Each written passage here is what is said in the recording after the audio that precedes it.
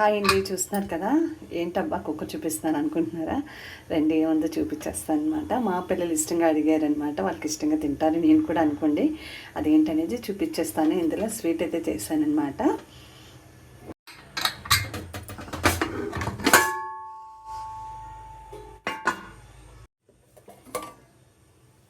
చిన్నండి and అంటే 3 eggs తీసుకొని 1 glass పాలు అయితే తీసుకొని బెల్లం, మిరియాలు, ఇలాచి వేసి మంచిగా మిక్సీలో వేసేసాను అనమాట.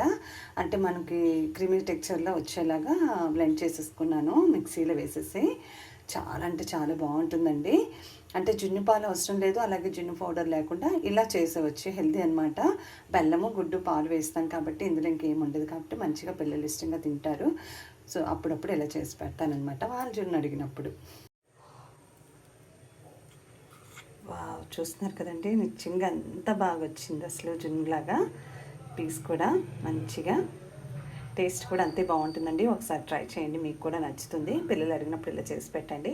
అంటే మనం ఎక్కువ పాలు అండ్ బెల్లం వేసి చేస్తాం కాబట్టి చాలా మంచిది, హెల్దీ అనమాట. ఇంక మీరు ఇలా చేసి పెడతాను అప్పుడప్పుడు పిల్లలు అడిగినప్పుడు. మీకు నచ్చుతుంది, ఒకసారి ట్రై చేయండి. నచ్చితే లైక్ అయితే థ్యాంక్ యూ, బాయ్. అలాగే ఇది ఫ్రిడ్జ్లో పెట్టుకుంటే మనకి నీసు వాసన కూడా రాదండి. ఇది ఎగ్ వేస్తాం కాబట్టి స్మెల్ అనేది కూడా రాదు. లేదు ఇలా డైరెక్ట్ కూడా తినొచ్చు, ఏం స్మెల్ అయితే ఉండదు.